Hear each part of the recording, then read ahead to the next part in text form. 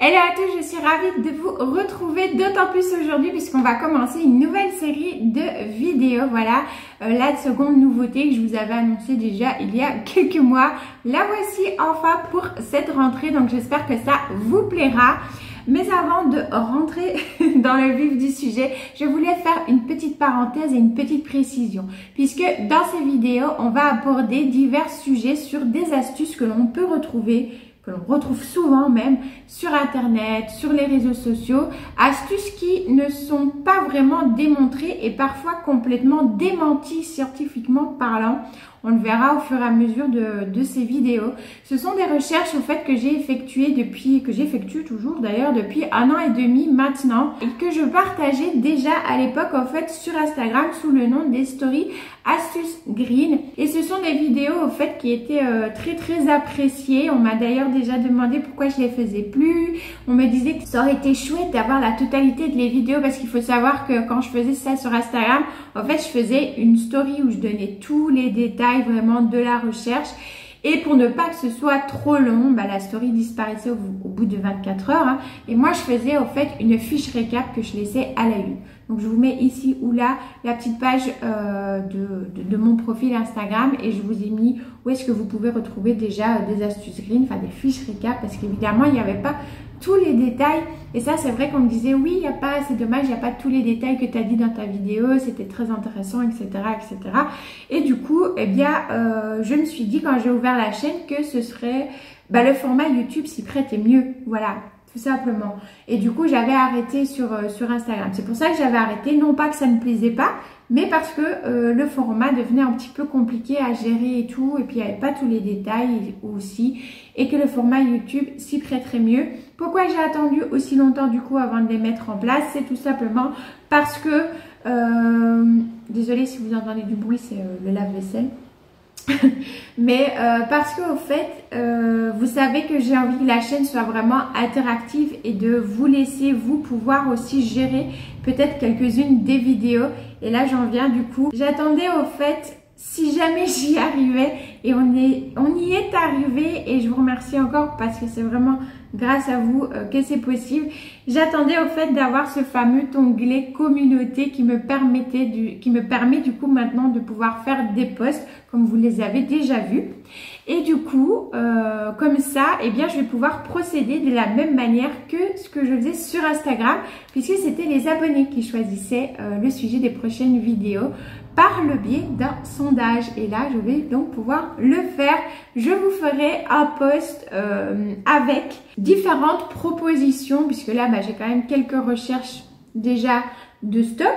Et c'est vous qui choisirez, voilà, la proposition qui aura le plus de votes, ce sera le prochain sujet de la vidéo suivante, astuce green, on va dire ça comme ça. Donc, voilà, j'espère que vous êtes partants et que vous trouvez ça aussi sympa de pouvoir vous gérer les prochaines vidéos, cette série de vidéos là en tout cas. Et là où j'en viens sur la petite précision qui me tenait à cœur, c'est que tout ça, ça va se faire vraiment, mais vraiment dans un esprit de partage uniquement. Ces vidéos auront pour but de pouvoir, pour ma part, vous partager les résultats des différentes recherches que j'ai effectuées et vous donner le plus d'informations possibles, fiables, que j'ai pu trouver lors de ces recherches pour que vous fassiez vos propres choix. Parce que, eh bien, je ne suis absolument pas là pour vous dicter ce que vous devez faire ou non avec vos plantes chez vous. Pas du tout. C'est pas du tout ce but-là. Vraiment, c'est juste un esprit de partage. Je n'ai pas la science infuse. Je ne suis pas une professionnelle, ni fleuriste, ni horticultrice, ni biologiste, ni botaniste. Et je n'ai absolument aucunement la prétention de remplacer ces magnifiques métiers pour lequel j'ai énormément vraiment de respect. Ça, voilà, c'est vraiment quelque chose, ça me tient très à cœur, vraiment, c'est des métiers que je trouve magnifiques. Et voilà, je n'ai aucunement la prétention de remplacer tous ces métiers-là du tout. Je suis juste une passionnée qui adore apprendre, qui adore chercher, faire des recherches, comprendre le pourquoi du comment, c'est tout, voilà. Et qui adore partager. Du coup, je les partage avec vous, voilà, tout simplement. Voilà. Du coup, petite parenthèse faite, on va pouvoir commencer avec le sujet de la première vidéo de cette série qui sera du coup, là c'est moi qui l'ai choisi pour commencer, les lustrants. Voilà, on va parler des lustrants du commerce et des lustrants faits maison. On va un peu décortiquer du coup ensemble, eh bien, est-ce qu'ils sont vraiment bons à utiliser pour nos plantes ou pas. Avant, on va faire juste un petit rappel, on va reprendre quelques petites bases sur qu'est-ce que les stomates et un petit rappel sur la photosynthèse, ça fait pas de mal et vous allez voir, c'est important pour cette vidéo, donc go, on y va.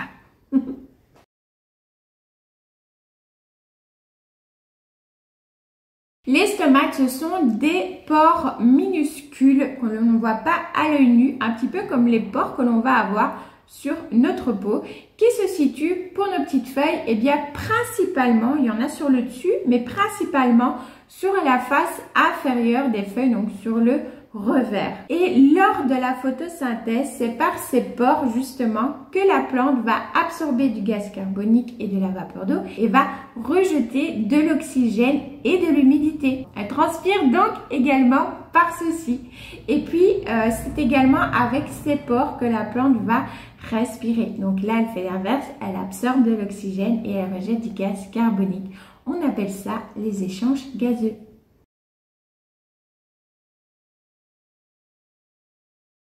Venons-en à cette fameuse photosynthèse. Vous savez, c'est cette action de la lumière sur la chlorophylle.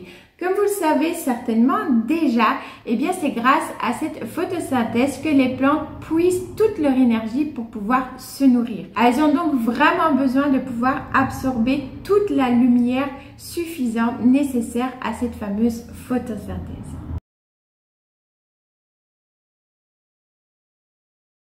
On va commencer avec les lustrants du commerce et après plusieurs recherches sur différentes marques, eh bien il s'avère que pour certaines c'est difficile de savoir exactement de quoi ces lustrants sont composés puisque certaines marques font mention de tensioactifs.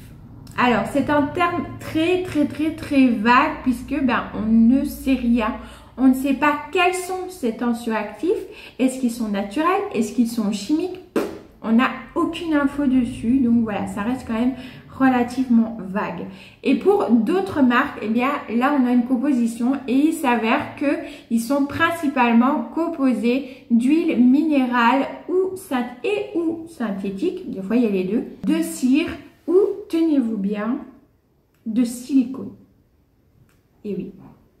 Et tous ces composants-là, au fait, eh bien, peuvent littéralement boucher les stomates des feuilles de nos plantes. Ces produits, si l'on s'attarde aussi un petit peu sur leurs précautions d'emploi, on va se rendre compte qu'ils ne peuvent absolument pas être utilisés sur toutes les plantes. Ils ne peuvent absolument pas être utilisés si la plante est exposée aux rayons du soleil. Là, c'est relativement logique comme tout traitement de toute façon. Et on va aussi se rendre compte eh bien, qu'ils sont censés théoriquement être utilisés uniquement sur la face supérieure des feuilles. Et quand c'est en vaporisation, là il va y avoir un hic parce qu'il va obligatoirement avoir du produit par vaporisation, c'est volatile, qui va venir se déposer aussi sur le revers des feuilles. C'est, je pense, inévitable. Donc, ça risque effectivement de poser problème.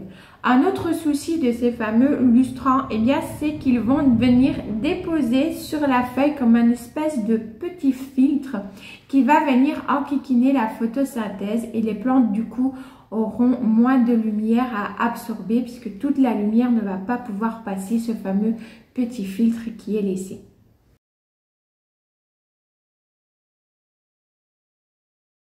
Pour les lustrants faits maison, on retrouve plusieurs choses sur internet et les réseaux sociaux, notamment l'huile d'olive. Alors, qui dit huile d'olive dit corps gras, dit va automatiquement venir boucher les stomates des feuilles, comme on l'a vu précédemment pour les lustrants commerciaux qui utilisent eux des huiles minérales et ou synthétiques. Ici on est sur une huile végétale, mais une huile reste une huile, c'est encore gras, donc ça peut venir vraiment boucher les stomates des feuilles.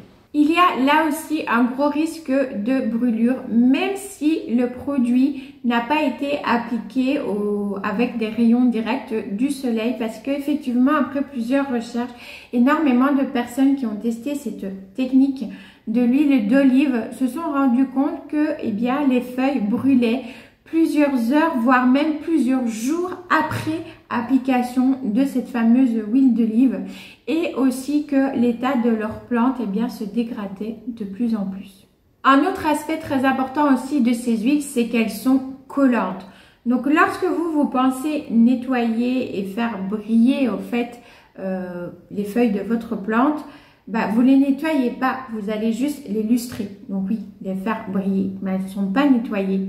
Et comme ces huiles sont collantes, le feuillage de vos plantes va s'encrasser plus facilement encore par la suite, puisque les poussières qui sont dans l'air de notre maison vont venir se coller encore plus facilement au feuillage de vos plantes. On entend et lit beaucoup aussi 2 astuces dites de grand-mère miraculeuses pour faire briller très fortement les feuilles de nos plantes. Je suis sûre que vous avez déjà entendu ou lu ça quelque part. Il s'agit de la bière et du lait. Et là encore, malheureusement, après plusieurs recherches, il s'avère que oui, dans un premier temps, ça va faire briller la feuille, mais sur le long terme, ça va également bloquer les échanges gazeux si importants comme on l'a vu pour nos plantes, et également faire que les feuilles vont s'encrasser de plus en plus facilement.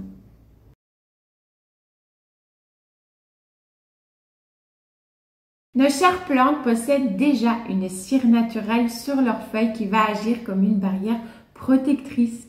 Et oui, la nature est bien faite. Du coup, en fait, toutes ces choses que l'on vient de voir précédemment, que ce soit les lustrants du commerce ou les lustrants faits maison, ils vont venir en fait abîmer cette cire, cette couche naturelle qui du coup ne va plus pouvoir jouer son rôle de protection de façon optimale, et ça c'est vraiment dommage. Il faut savoir aussi que certaines plantes ont simplement naturellement le feuillage plus brillant que d'autres. Je pense par exemple aux ficus type robusta, aux amioculcas, aux monstera deliciosa qui ont quand même les feuilles assez brillantes, aux coffee plants aussi. Enfin voilà, bref, il y a pas mal de plantes qui ont cette brillance naturelle. Une question importante qu'il faut se poser, à mon sens en tout cas, c'est pourquoi? Je reste persuadée que Mère Nature a très bien fait les choses et que si une plante n'est pas aussi brillante qu'une autre, c'est qu'il y a une raison biologique à ça. Alors pourquoi vouloir s'obstiner à faire briller les feuilles d'une plante encore plus que ce qu'elle n'est censée l'être, si cela peut véritablement lui nuire? Je vous laisse pour aujourd'hui sur ce questionnement sur lequel je serai ravie de discuter avec vous en commentaire. Et n'oubliez pas, ces vidéos sont là pour vous partager des résultats de recherche et vous donner des informations pour faire vos propres choix et non pour vous dicter quoi que ce soit. Voilà, j'espère que cette première vidéo du coup vous aura plu. Si c'est le cas, n'hésitez pas à me mettre un petit like. Voilà, ça fait toujours plaisir et ça me motivera aussi pour les prochaines. N'hésitez pas à activer la petite cloche de notification et également à vous abonner comme d'habitude si vous aimez le contenu de la chaîne et si le cœur vous en dit. Quant à moi, je vous fais plein de bisous green et on se retrouve bientôt pour de prochaines vidéos. Ciao, ciao!